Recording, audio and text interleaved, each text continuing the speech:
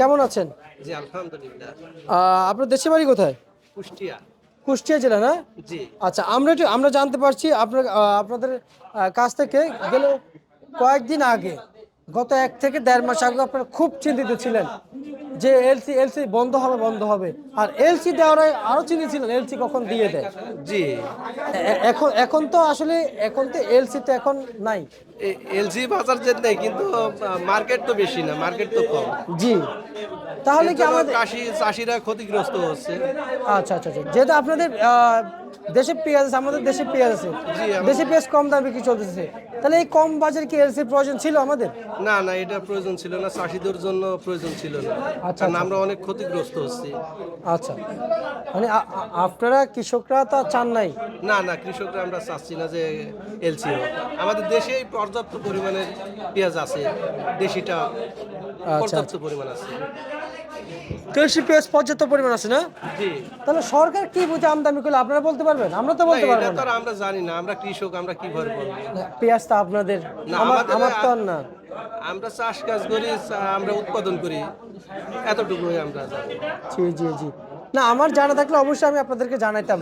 কারণ পেঁয়াজের বিষয়ে একজন ব্যবসায়ী, একজন সাংবাদিকের চাইতে যে এরা ফলা এটার পিছনে পরিশ্রম করে, সে বুঝে এটার পিছনে কি করলে কি হবে, কখন কি হয়ে যাচ্ছে এই লাইনটাতে।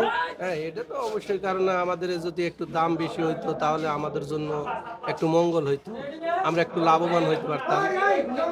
যদি সরকার এলসিটা না নিয়ে আসতো তাহলে আমরা লাভবান হইতে পারতাম। এখনকার বাজার রেটে এখন লাভবান হইতে পারতেছি না আমরা, যেহেতু অনেক আপনার সার বিষের দাম অনেক বেশি।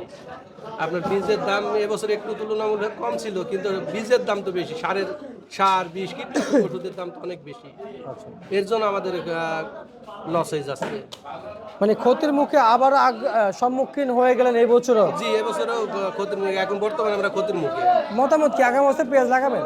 আগামীতে এমন ক্ষতি হলে তো আমাদের লাগানো সম্ভব হবে না, না না, কারণ এই বছর তো ক্ষতি হয়েছে আগামী পরপর বছর, 2 বছরই আমরা মার খাচ্ছি। আগামী বছর লাগাবেন? না, আগামী বছর এরকম ক্ষতিগ্রস্ত হলে কিভাবে লাগাবো বলেন? আচ্ছা আচ্ছা, না আপনারা তো না পেঁয়াজ আবাদ করেন, তাহলে আমরা তো বিপদে পড়বো কে দ্বারা। না, আমরা ধরেন আমরা এখন ক্ষতিগ্রস্ত হচ্ছে, আমরা কিভাবে, আমাদের তো নিঃস্ব হয়ে যাচ্ছে। আমরা এরকম পরপর 2 বছর ধরেন আমরা বাড়ি খাই যাচ্ছি। গত বছর লস, এই বছরের লসের আশঙ্কা, তাহলে তো সামনের বছর আমরা কিভাবে উৎপাদন করব এমন লস হইলে?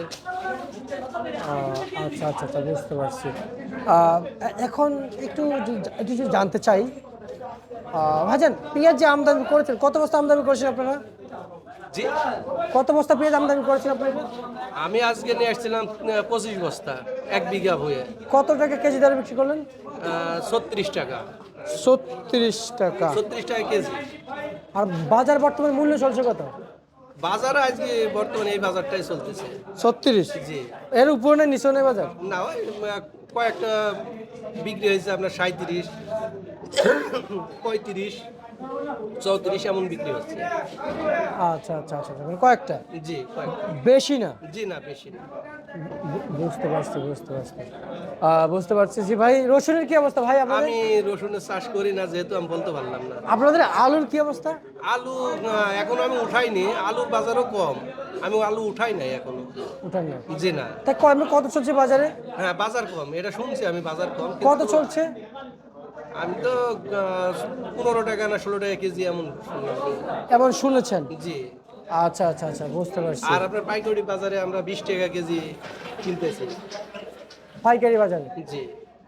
আচ্ছা, বুঝতে পারছি। ঠিক আছে, আপনাকে জি। অসংখ্য অসংখ্য ধন্যবাদ। একজন কৃষকের সাথে কথা বলে আজকে বাজার আপডেট জানিয়ে দিয়েছি।